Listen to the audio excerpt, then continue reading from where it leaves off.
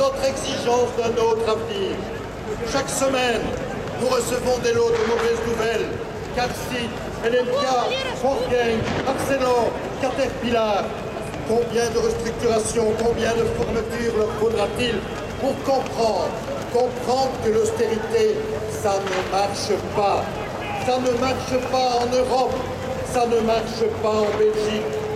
Les politiques d'austérité imposées par les décideurs européens sont une véritable absurdité.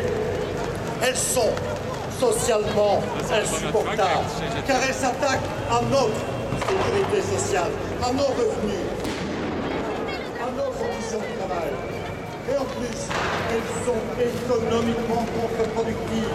Si l'austérité fonctionnait, il y a longtemps, on le saurait.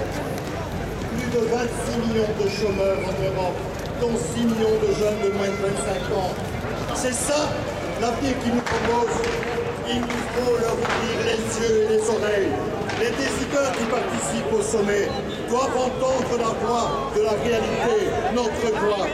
Vont-ils rester seuls longtemps à persister dans l'erreur, alors que des voix de plus en plus nombreuses se font entendre, des prix Nobel au FMI pour dire qu'ils sont dans l'erreur la plus complète?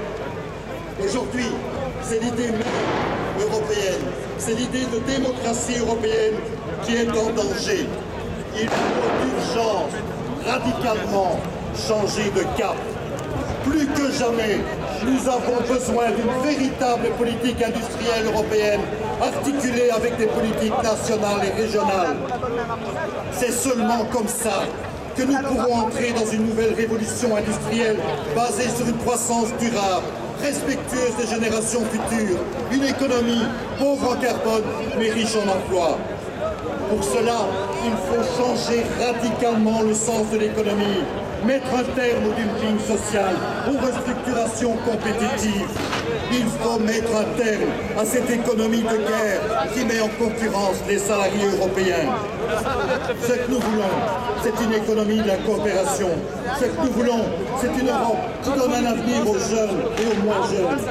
Cette journée d'action, chers amis, camarades, n'est pas la première, mais elle n'est probablement pas la dernière non plus, car nous allons poursuivre notre combat, ici à Bruxelles, partout en Europe, en juin à Athènes, et nous pouvons dire aux dirigeants que nous allons les suivre à la trace pour imposer nos solutions, pour imposer la solidarité, pour imposer une Europe sociale, parce que cette Europe, c'est la nôtre, et elle doit changer.